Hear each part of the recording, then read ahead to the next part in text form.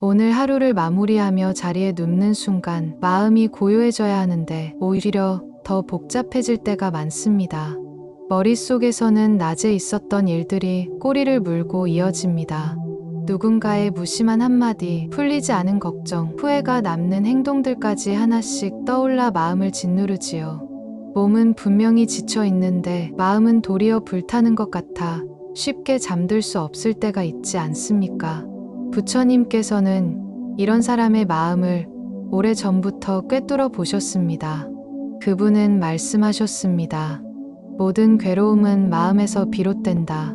우리는 늘 세상이 나를 괴롭힌다고 생각합니다.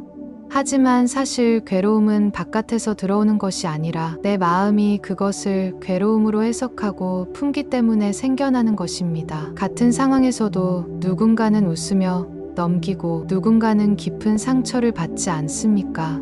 그 차이는 결국 마음의 해석에 달려 있는 것이지요. 오늘 하루를 돌아보면 기쁨보다는 아픔이 더 크게 다가올 수도 있습니다. 억울한 마음이 남아있을 수도 있고 이해받지 못한 서러움이 쌓여있을 수도 있습니다. 그 무게를 안고 자리에 누우면 평온한 잠은 멀어지고 괴로운 꿈만 찾아오게 됩니다. 그러니 이 시간 우리는 그 괴로움을 부처님 앞에 내려놓아야 합니다. 내가 짊어진 무게를 내 힘으로 끝까지 지고 가려 하지 말고 부처님의 자비와 지혜에 맡겨 보아야 하지 않겠습니까? 부처님께서 한 제자에게 말씀하신 이야기가 있습니다. 그 제자는 늘 분노와 괴로움 속에서 살았습니다. 잠들 때마다 화가 치밀어 오르고 누군가의 얼굴과 말이 떠올라서 마음을 괴롭혔습니다. 그는 부처님 앞에 나아가 물었습니다. 세존이시여, 제 마음은 왜 이토록 괴롭습니까? 잠들고 싶어도 괴로움이 가득하여 편히 쉴 수가 없습니다. 부처님께서는 잠시 제자의 얼굴을 바라보셨습니다. 그리고 조용히 그대는 지금 뜨거운 숯불을 손에 쥐고 있으면서도 왜 손이 아픈지 묻고 있구나. 제자는 깜짝 놀라 손을 내려다보았습니다. 그 손에는 아무것도 없었습니다. 그러나 부처님은 다시 말씀하셨습니다. 그대가 쥐고 있는 것은 보이지 않는 숯불이다. 그것은 분노요. 그것은 미움이니라. 그 불길은 상대를 태우기 전에 먼저 그대 자신을 태우고 있다. 이 말씀을 들은 제자의 눈에 눈물이 고였습니다. 그는 그제야 깨달았습니다. 괴로움은 밖에서 오는 것이 아니라 자신이 붙잡고 놓지 못하는 마음 때문에 생겨나는 것임을 알게 된 것입니다. 오늘 우리도 마찬가지입니다. 마음을 괴롭히는 무수한 생각들, 오늘 하루의 억울함과 미움 다 내려놓아야 합니다. 그렇지 않으면 손에 쥔 숯불처럼 우리를 태우고 맙니다. 그러니 지금 이 시간 조용히 눈을 감고 이렇게 기도해 보십시오. 부처님, 오늘 하루 제가 품고 놓지 못한 괴로움을 이제는 내려놓겠습니다. 제 마음을 부처님의 자비로 비추어 주십시오. 기도는 단순한 말이 아닙니다. 마음을 내려놓는 실제적인 행위입니다.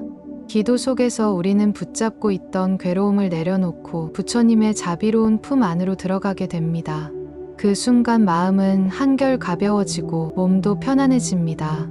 이제 하루의 끝에서 부처님의 말씀을 기억하십시오. 모든 괴로움은 마음에서 비롯된다. 이 진리를 되새기며 잠자리에 드는 순간 오늘 밤은 어제와 다른 고요함으로 물들게 될 것입니다. 여러분, 오늘 하루는 어떠셨습니까? 겉으로는 아무렇지 않게 지냈지만 마음속에는 무겁게 내려앉은 짐이 있지 않았습니까? 누군가는 하루 종일 일을 하고도 인정받지 못해 서러움을 느꼈을 것입니다.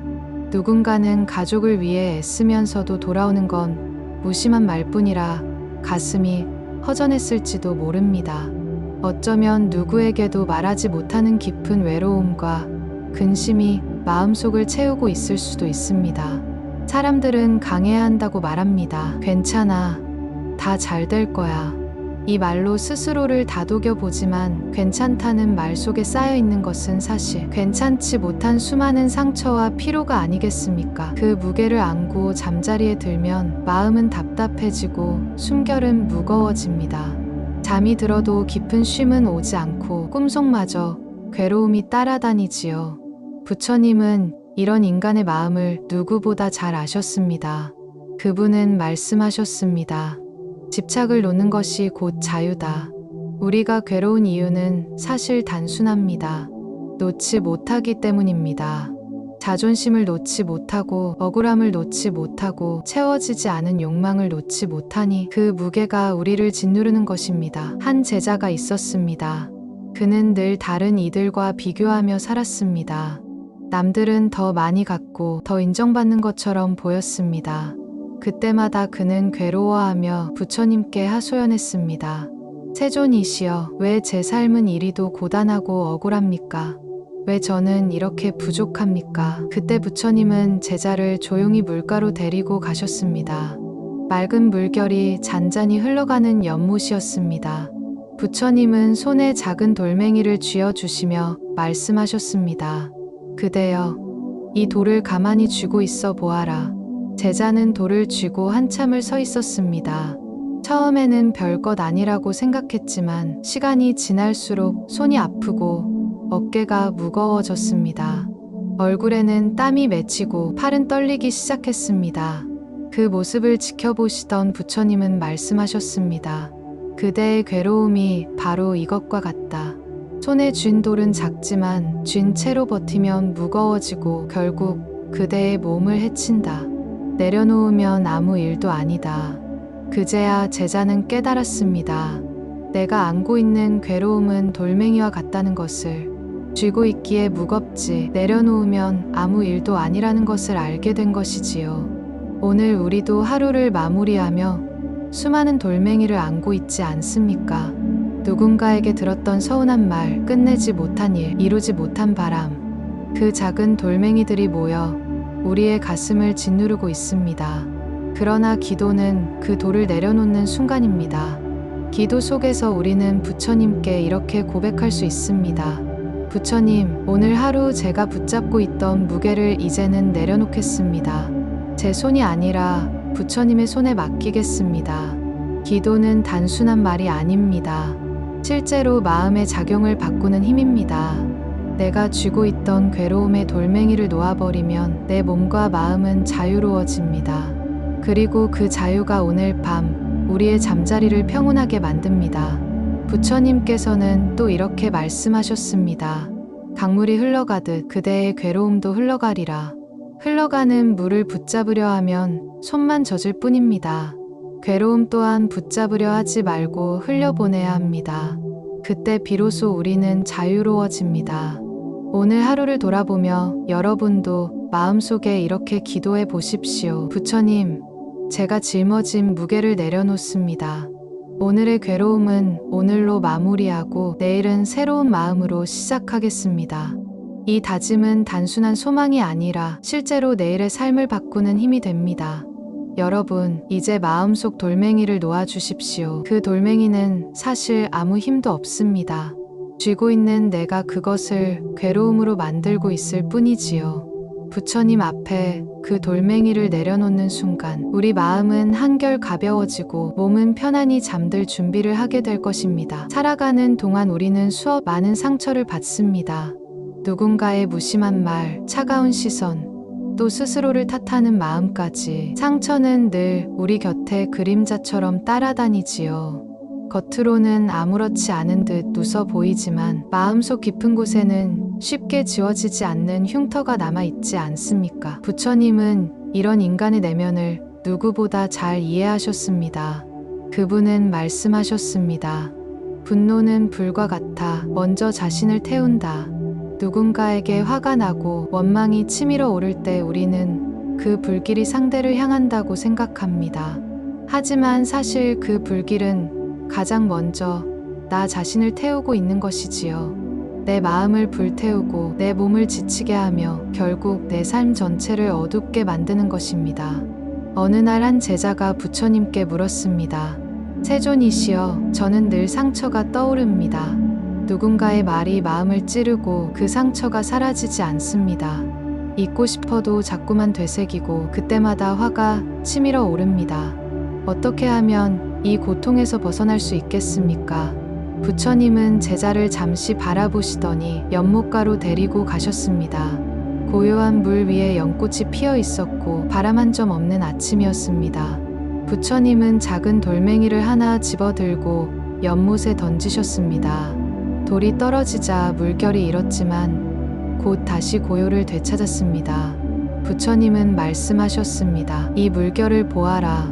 돌이 떨어지면 물이 흔들리지만 곧 본래의 고요로 돌아간다.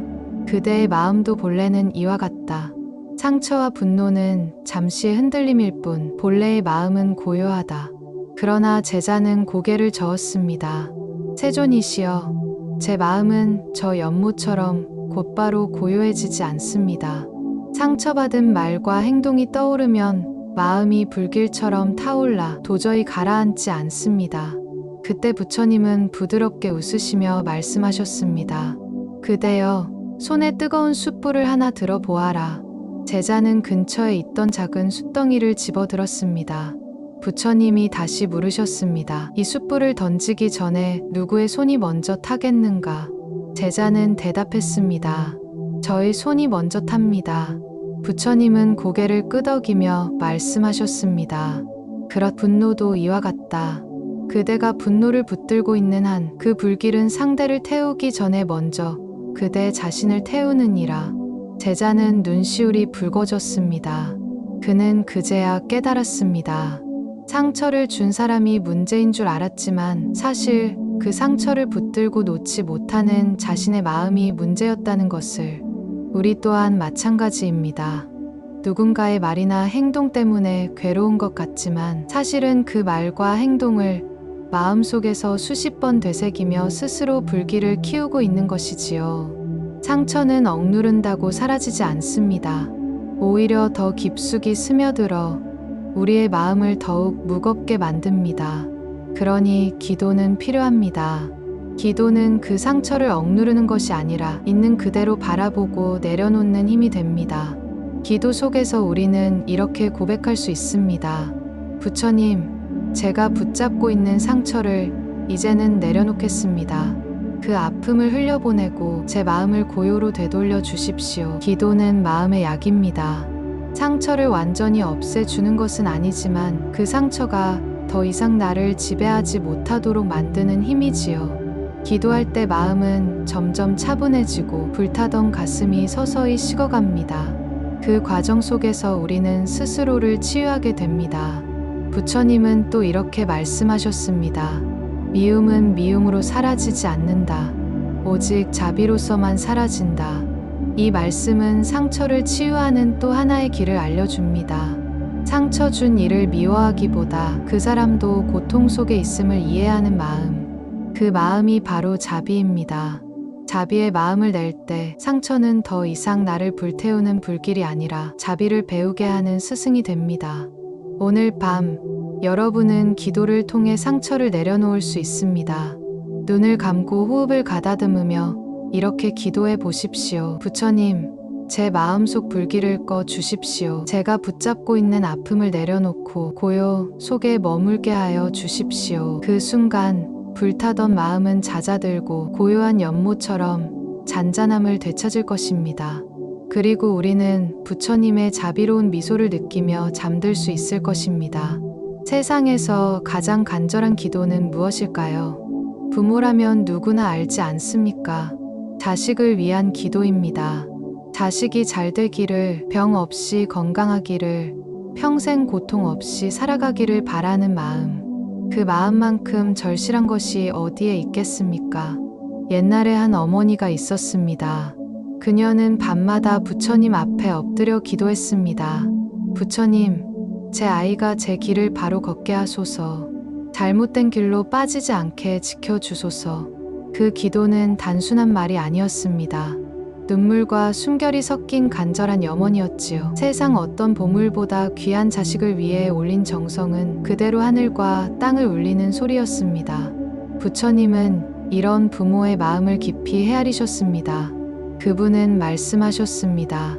부모의 기도는 업을 녹이고 자식의 앞길을 밝히는 등불이 된다.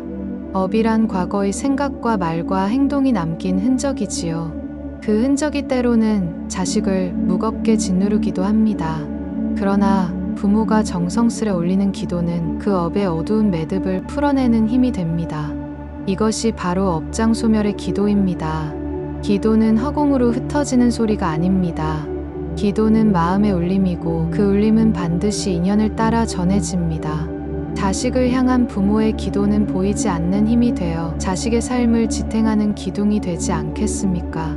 부처님께서는 또한 이렇게 말씀하셨습니다. 남의 고통을 대신 짊어지는 것은 어렵다. 하지만 그 고통을 덜어주는 기도는 누구나 할 수 있다. 기도는 곧 나눔입니다. 내가 가진 작은 선행, 작은 정성, 작은 자비를 모아 하늘에 올리는 것입니다. 그 기도가 모이면 자식에게는 무거운 짐이 풀어지고 부모에게는 안심할 수 있는 위로가 찾아옵니다. 어떤 이는 묻습니다. 정말 기도가 자식의 운명을 바꿀 수 있을까요? 부처님은 단호히 말씀하시지 않았습니다. 하지만 이렇게 일깨워 주셨습니다. 기도는 운명을 강제로 바꾸는 것이 아니다. 기도는 마음을 바꾸는 것이다. 마음이 바뀌면 행동이 달라지고 행동이 달라지면 삶이 달라진다. 부모의 기도가 자식의 마음에 닿으면 자식은 그 기운을 받고 삶의 길에서 힘을 얻습니다. 부모의 기도는 단순히 하늘에 올리는 소리가 아닙니다.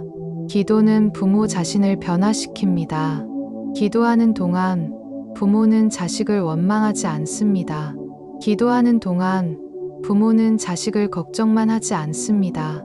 그 대신 따뜻하게 품어줍니다. 이 마음이야말로 자식에게 가장 큰 선물이 아닐까요? 오늘 밤 우리도 부처님 앞에 이렇게 기도할 수 있습니다. 부처님, 제 자식의 길을 지켜주십시오. 업의 어두운 매듭을 풀어주시고 바른 길로 걸어가게 인도해 주십시오. 이 기도는 단순한 말이 아닙니다. 내가 살아온 모든 선행이 함께 실려 올라가는 마음의 등불입니다. 여러분, 부모의 기도는 결코 헛되지 않습니다. 기도는 자식의 삶을 바꾸는 첫걸음이고 동시에 부모의 마음을 어루만지는 치유의 손길입니다. 오늘도 기도하는 부모의 마음속에는 자식을 위한 따스한 사랑과 부처님의 자비가 함께 피어나고 있지 않습니까? 세상에 일어나는 모든 것은 인연으로 이루어진다고 부처님은 말씀하셨습니다. 한 송이 꽃이 피려면 햇살과 바람과 흙이 필요하지 않습니까?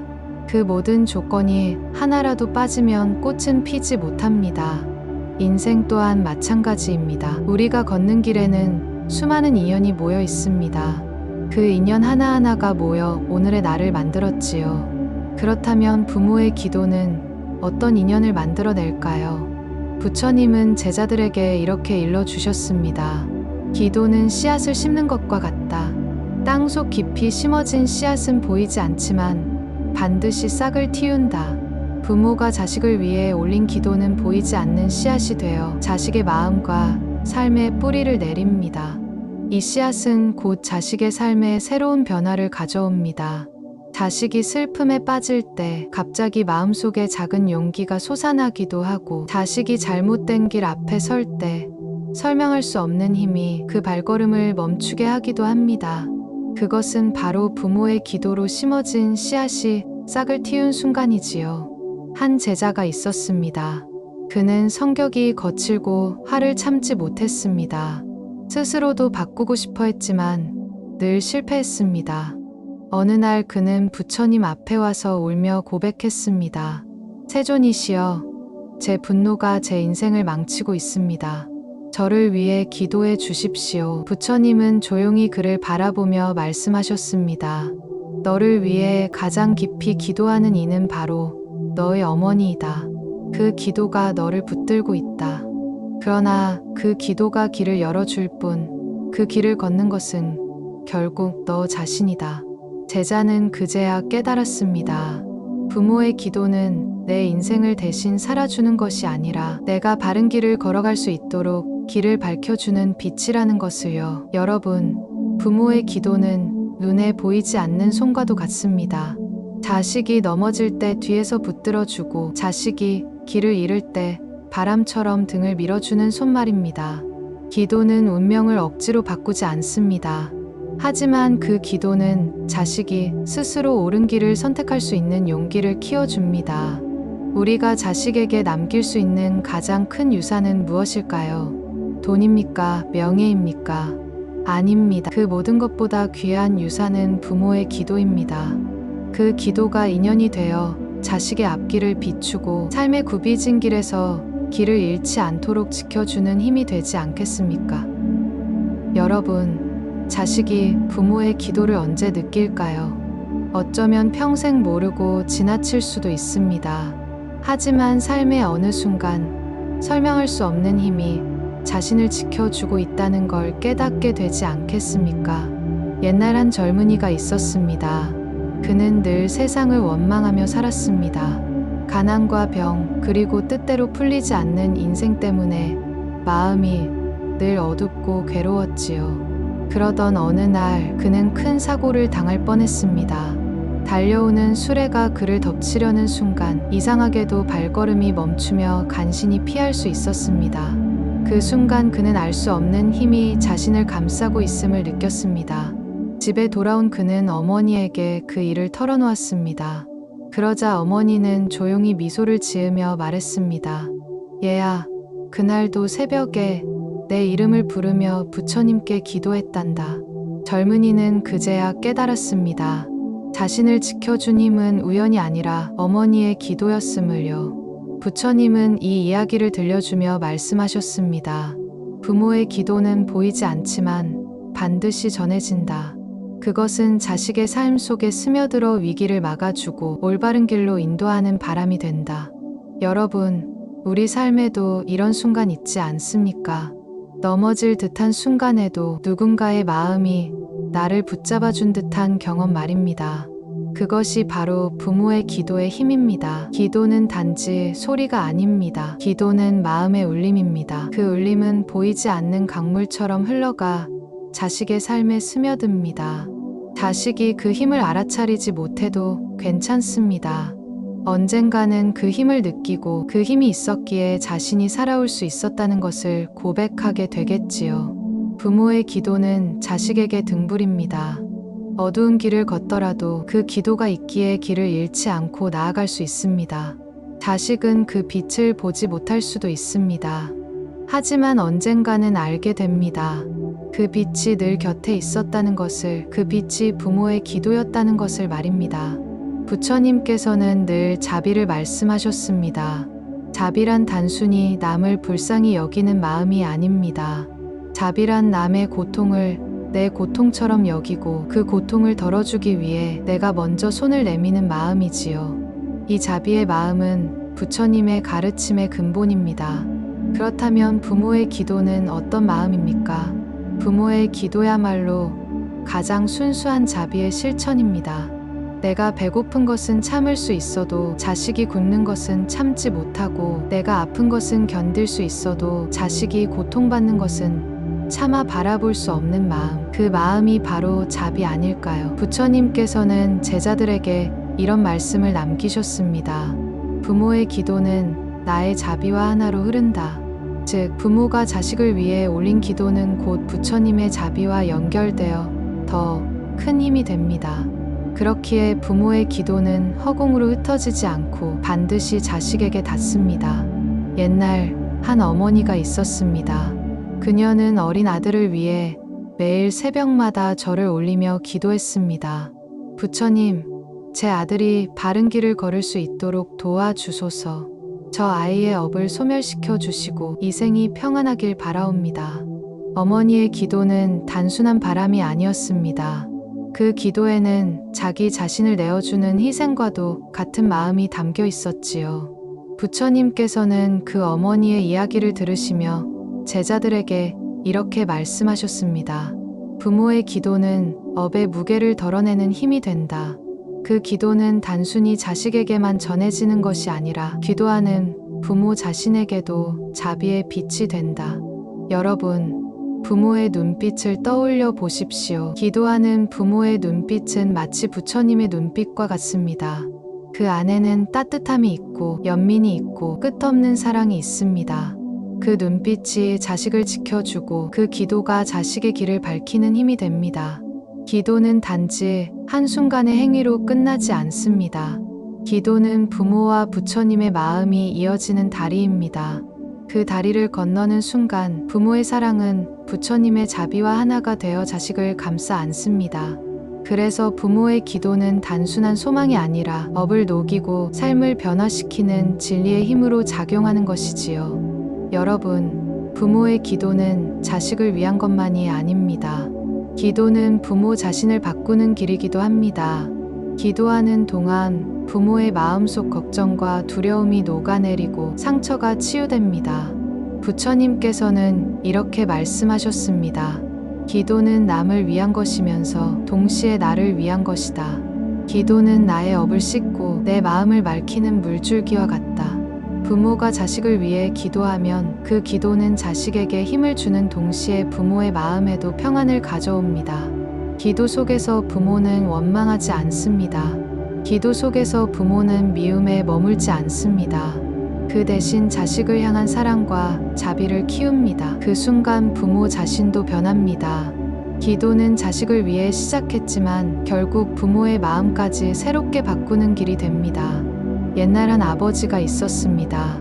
그는 방탕한 아들을 두고 늘 마음이 무거웠습니다.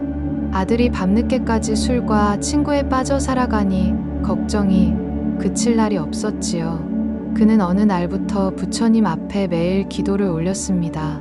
부처님, 제 아들의 업을 녹여 주십시오. 저 아이가 바른 길로 돌아올 수 있도록 이끌어 주소서. 세월이 흘러 아들은 조금씩 변했습니다. 스스로 이유를 알 수는 없었지만 마음속에서 점점 방탕한 삶에 대한 허무가 커졌습니다. 그는 서서히 친구들과 멀어지고 부모의 곁으로 돌아왔습니다. 그 순간 아버지는 깨달았습니다. 자신의 기도가 아들의 마음에 닿았음을요. 기도는 아들의 길을 바꾼 동시에 아버지 자신의 마음까지 평안하게 만들어 주었던 것입니다. 여러분, 이것이 바로 부모의 기도의 힘입니다. 기도는 부모와 자식을 하나로 잇습니다. 자식은 기도를 통해 힘을 얻고 부모는 기도를 통해 마음을 치유합니다. 결국 부모의 기도는 부모와 자식이 함께 변화하는 길이지요. 부처님께서는 마지막으로 이렇게 말씀하셨습니다. 모든 괴로움은 마음에서 비롯되고 모든 해탈도 마음에서 비롯된다. 부모의 기도 또한 마음에서 비롯된 것이기에 그 마음이 자식을 살리고 부모를 살립니다. 여러분, 오늘 밤 부처님 앞에 마음을 내려놓고 기도해 보십시오. 자식을 위한 기도, 부모 자신을 위한 기도. 그 기도가 흩어지지 않고 반드시 인연 따라 전해져 부모와 자식의 삶을 함께 밝히는 빛이 될 것입니다.